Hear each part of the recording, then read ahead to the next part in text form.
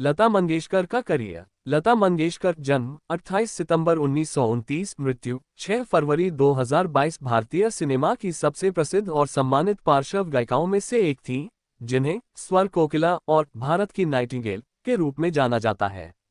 उन्होंने अपने 7 दशक से अधिक लंबे करियर में 30,000 से अधिक गाने गाए, जो हिंदी, मराठी, बंगाली, तमिल, तेलुगु, मलयालम और कई अन्य भारतीय और विदेशी भाषाओं में हैं। उनकी मधुर और भावपूर्ण आवाज ने उन्हें भारतीय संगीत के इतिहास में एक अमर व्यक्तित्व बना दिया।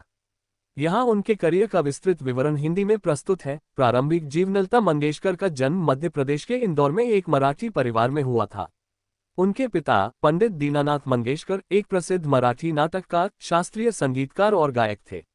लता उनके 5 बच्चों लता, आशा, मीना, उषा और हृदयनाथ में सबसे बड़ी थी।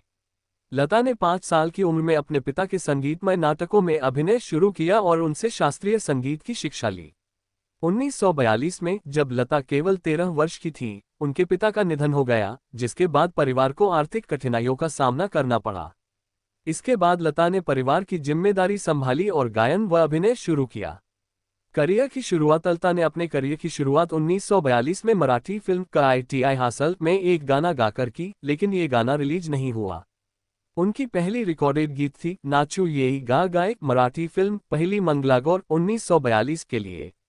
1943 में उन्होंने हिंदी फिल्म बड़ी माँ में एक छोटी भूमिका निभाई और माता एक सपूत की दुनिया बदल दे गाना गाया। शुरुआती दौर में उन्हें अभिनय और गायन दोनों के लिए संघर्ष करना पड़ा, क्योंकि उनकी पतली आवाज को उस समय की गायिकाओं जैसे नूरजहां और शमशाद बेगम की भारी आवाज के मुकाबले कम पसंद किया जाता था। 1945 में संगीतकार गुलाम हैदर ने उनकी प्रतिभा को पहचाना और उन्हें फिल्म मजनू 1945 में गाने का मौका दिया। 1948 में उनकी गाय आएगा आने वाला महल ने उन्हें रातों रात स्टार बना दिया। इस गाने ने न केवल लता को स्थापित किया, बल्कि बॉलीवुड में पार्श्व गायन की शैली को भी बदल दिया। 1950 का दशक। उभरती सितारा। 1950 के दशक में लता मंगेशकर हिंदी सिनेमा की सबसे पसंदीदा गायिका बन गईं।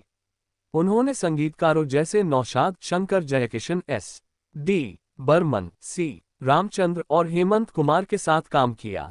इस दौर के कुछ उल्लेखनीय गाने हैं: प्यार किया तो डरना क्या, मुगल-ए-आजम 1960, आजा रे परदेसी, मदर इंडिया 1957, रसिक बलमा, चोरी चोरी 1956, ये जिंदगी उसी की है, अनारकली 1953। उनकी आवाज की मधुरता और भावनात्मक गहराई ने उन्हें हर तरह के गाने, रोमांटिक, दुखद, भक्ति और शास्त्रीय के लिए आदर्श बनाया। इस दौरान उन्होंने मधुबाला, नरगिस और मीना कुमारी जैसी अभिनेत्रियों के लिए गाने गाए। 1960 1970 का दशक। स्वर्णिम युग। 1960 और 1970 के दशक में लता का करियर चरम पर था। उन्होंने राज कपूर, दिलीप कुमार और देव आनंद जैसे सितारों के लिए गाने गाए।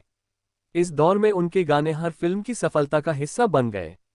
कुछ प्रमुख गाने: लग जा गले, वो कौन थी 1964, आज फिर जीने की तमन्ना है, गाइड 1965, तेरे मेरे सपने, गाइड 1965, बिंदिया चमकेगी, दो रास्ते 1969, सत्यम शिवम सुंदरम, सत्यम शिवम सुंदरम 1978। इस दौरान लता ने लक्ष्मीकांत प्यारेलाल, कल्याणजी आनंद जी और R.D. बर्मन जैसे संगीतकारों के साथ मिलकर कई यादगार गाने दिए। उनकी बहन आशा भोसले और गायक किशोर कुमार, मोहम्मद रफ़ी और मुकेश के साथ उनके युगल गीत भी बहुत लोकप्रिय हुए। 1980 1990 का दशक। नई पीढ़ी के साथ तालमेल। 1980 और 1990 के दशक में लता ने नई पीढ़ी के लिए भी गाना जारी रखा। उन्होंने यश चोपड़ा, सुभाष घई और राम गोपाल वर्मा जैसे निर्देशकों की फिल्मों में गाने गाए। कुछ उल्लेखनीय गाने: तू मेरा हीरो है, हीरो 1983, दिल दीवाना, मैंने प्यार किया 1989, दिल तो पागल है, दिल तो पागल है 1997, लुका छुपी, रंग दे बसंती 2006। 1990 में उन्हें लेकिन फिल्म के लिए राष्ट्रीय फिल्म पुरस्कार मिला। इस दौर में उन्होंने नई प्रतिभाओं जैसे अनुराधा पौडवाल और अलका याग्निक के साथ प्रतिस्पर्धा की, लेकिन उनकी आवाज की लोकप्रियता बरकरार रही। 2000 के बाद 2000 के दशक में लता ने कम गाने गाए, लेकिन उनकी आवाज का जादू बरकरार रहा। वीर जारा 2004 में, तेरे लिए और लगान 2001 में, गानन गानन जैसे गाने आज भी लोकप्रिय हैं। उन्होंने मराठी और अन्य क्षेत्रीय भाषाओं में भी गाना जारी रखा।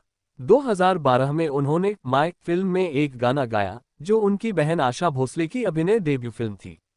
अन्य योगदान: लता मंगेशकर ने गायन के अलावा संगीत निर्देशन और फिल्म निर्माण में भी योगदान दिया। संगीत निर्देशन: उन्होंने मराठी फिल्मों जैसे राम राम पाहुणे 1950 और मोहित्याची मंजूठा 1963 में संगीत दिया। फिल्म निर्माण: उन्होंने वैदेही 1948, जिद्दी 1948 और लेकिन 1990 जैसी फिल्मों का निर्माण किया। लता मंगेशकर म्यूजिक अकादमी: उन्होंने युवा प्रतिभाओं को प्रोत्साहित करने के लिए संगीत अकादमी की स्थापना की। पुरस्कार और सम्मान: लता मंगेशकर को उनके योगदान के लिए कई प्रतिष्ठित पुरस्कार मिले। पद्म भूषण 1969, पद्म विभूषण 1999, दादा साहब फाल्के पुरस्कार 1989, भारत रत्न 2001। वह दूसरी गायिका थी जिन्हें ये सम्मान मिला। राष्ट्रीय फिल्म पुरस्कार 1972, 1974 और 1990 में। फिल्मफेयर पुरस्कार 5 बार सर्वश्रेष्ठ महिला पार्श्व गायिका के लिए और 1994 में लाइफटाइम अचीवमेंट अवार्ड। फ्रांस का सर्वोच्च नागरिक सम्मान 2007 officer of the Legion of Honour. Maharashtra Bhushan पुरस्कार और कई अन्य राज्य पुरस्कार। व्यक्तिगत जीवन: लता मंगेशकर ने कभी शादी नहीं की और अपना जीवन संगीत को समर्पित कर दिया। वह अपनी बहन आशा भोसले और भाई हृदयनाथ मंगेशकर के बहुत करीब थीं। वह एक निजी व्यक्ति थीं और सामाजिक कार्यों में भी सक्रिय रहीं। वह क्रिकेट की शौकीन थीं और सचिन तेंदुलकर की प्रशंसक थीं। निधन: 6 फरवरी 2022 को लता मंगेशकर का 92 वर्ष की आयु में मुंबई के ब्रीच कैंडी अस्पताल में निधन हो गया।